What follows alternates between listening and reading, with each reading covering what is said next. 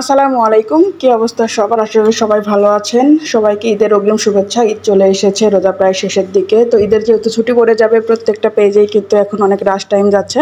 আমি সানাফের খাবারগুলো আগেই নিয়ে রাখলাম, রিজার্ভ করে রাখলাম, কারণ যেহেতু প্রায় ঈদের প্রায় 8-10 দিন পর থেকে সবগুলো পেজ থেকে খাবার অর্ডার নেবে আবার।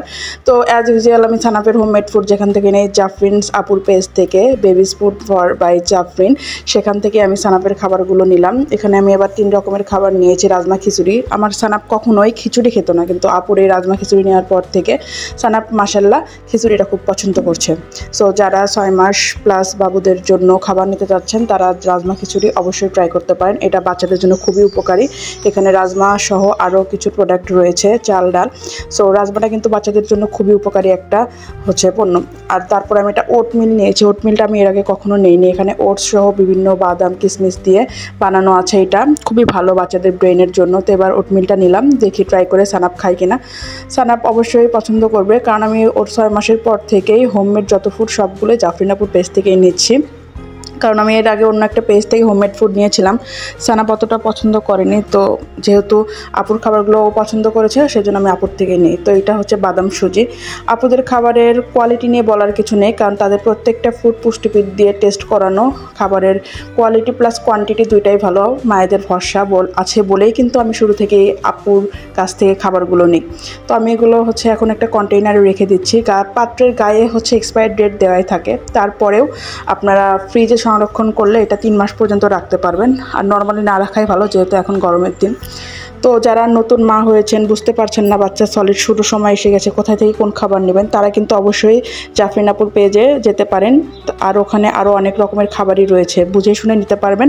আপুর সাথে কথা বলতে পারবেন, সে অনেক ফ্রেন্ডলি। আর তাকে আমি বারবার মেসেজ করে কিন্তু অনেক কথাই বলে যাবো কী করবো, কোনটা দিলে ভালো হবে। সে সবসময় আমাকে ভালোভাবেই রিপ্লাই করেছে। তো বাদাম সুজিটা আমার ঢালা শেষ, এখন আমি ওটমিলটা ঢেলে রাখবো। ওটমিলের আগে কখনো আমি খাওয়াইনি, তো এটার ঘ্রাণ অনেক সুন্দর, ওনাদের খাবারের স্মেলটা অনেক সুন্দর, দেখতে অনেক ফ্রেশ। খাবারটা দেখলেই মনে হয় যে তারা অর্ডার পাওয়ার সাথে সাথে মেক করে তারপরে দেয়। তারা কিন্তু আগে কোনো খাবার বানিয়ে রাখে না, যে এটা বাচ্চাদের জন্য খুবই উপকারী। কারণ আপনি সবসময় চেষ্টা করেন বাচ্চাকে ফ্রেশ ফুড খাওয়ানোর। তো আমার আসতে একমাত্র জাফরিন আপুর পেজটা, যার জন্য আমি সবসময়ই হোমমেড যত ফুড আছে তার কাছ থেকেই নিই। আপনারা আমার পেজের প্রিভিয়াস যে ভিডিওগুলো আছে সেগুলো দেখলে বুঝতে পারবেন যে হোমমেড ফুডগুলো সবসময় আমি জাফরিন আপুর পেজ থেকেই নিয়ে থাকি। তো আমি আপুর পেজটা মেনশন করে দিব ডিসক্রিপশন বক্স এবং কমেন্ট বক্সে। যারা আমার পেজ থেকে আপুর পেজে যাবেন তারা কমেন্ট বক্স বা ডিসক্রিপশন বক্স থেকে আপুর পেজটা ভিজিট করে দেখতে পারেন। এখন আমি রাজমা খিচুড়িটা আনবক্সিং করব। তো সবগুলো আমি ভালো কন্টেইনারে রেখে দিচ্ছি, কারণ ভালো মতো এগুলো না রাখলে নষ্ট হয়ে যাবে।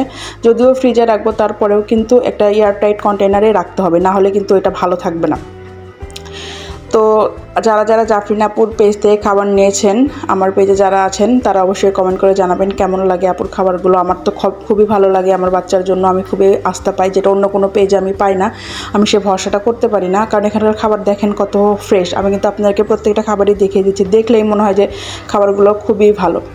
তো ভিডিওটি ভালো লেগে থাকলে অবশ্যই আপনার লাইক কমেন্ট এবং শেয়ার করে দিবেন। আর সানাফের জন্য সবাই দোয়া করবেন। আর যেহেতু ঈদ, বাচ্চাদেরকে প্রচুর পরিমাণে পানি খাওয়াবেন। যে পরিমাণ গরম পড়েছে, সারাদিনই পানি খাওয়ানোর চেষ্টা করবেন। ধন্যবাদ সবাইকে।